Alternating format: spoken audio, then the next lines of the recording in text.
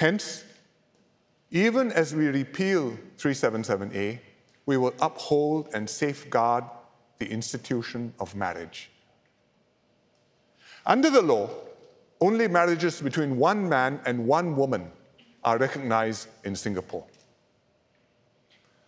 Many national policies rely upon this definition of marriage, including public housing, education, adoption rules, advertising standards, film classification. The government has no intention of changing the definition of marriage, nor these policies.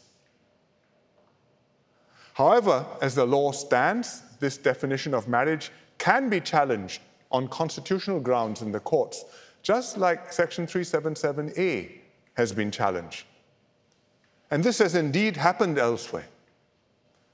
If one day such a challenge succeeds here, it could cause same-sex marriages to become recognized in Singapore. And this would happen not because Parliament passed any such law, but as the result of a court judgment. And then, even if the majority of MPs oppose same-sex marriage, Parliament may not be able simply to change the law to restore the status quo ante. Because to reverse the position, Parliament may have to amend the Constitution, and that would require a two-thirds majority. I do not think that for Singapore, the courts are the right forum to decide such issues.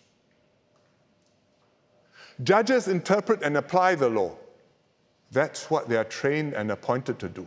To interpret the law, what does the law say? To apply the law, how does it work in this instance? But judges and courts have neither the expertise nor the mandate to settle political questions or to rule on social norms and values. Because these are fundamentally not legal problems, but political issues. And this has been wisely acknowledged by our courts in their judgments dealing with such cases. But even so, those seeking change may still try to force the pace through litigation. Which is, in its nature, adversarial.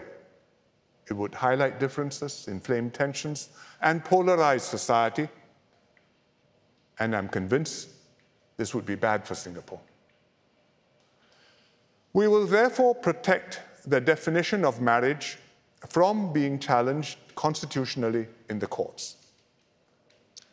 The legal definition is contained in the Interpretation Act and the Women's Charter.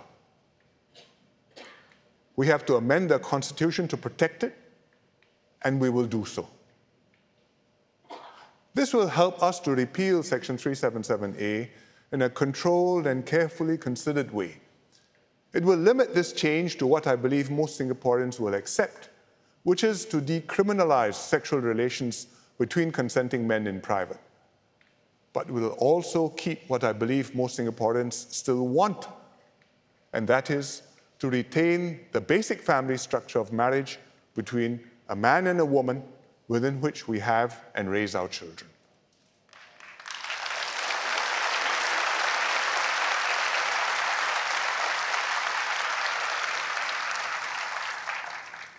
What we seek is a political accommodation, one that balances different legitimate views and aspirations among Singaporeans. For some, this will be too modest a step. For others, it will be a step taken only with great reluctance, even regret. But in a society where diverse groups have strongly held opposing views, everyone has to accept that no group can have things all their way. If one side pushes too hard, the other side will push back even harder. And in some Western societies, not few, this has resulted in culture wars, contempt for opposing views, and not just for their views, but for the opposing people. Cancel culture to browbeat and shut up opponents, and bitter feuds splitting society into warring tribes. There are some signs of similar things starting to happen here too. I say, let us not go in this direction. All groups should exercise restraint because that's the only way we can move forward as one nation together. There's much more to be said on this difficult subject. I'm sure what I've said tonight will set off further reactions and discussions. And we'll have a full debate when we bring the legislation to Parliament. But tonight, I wanted to set out our broad approach on this issue.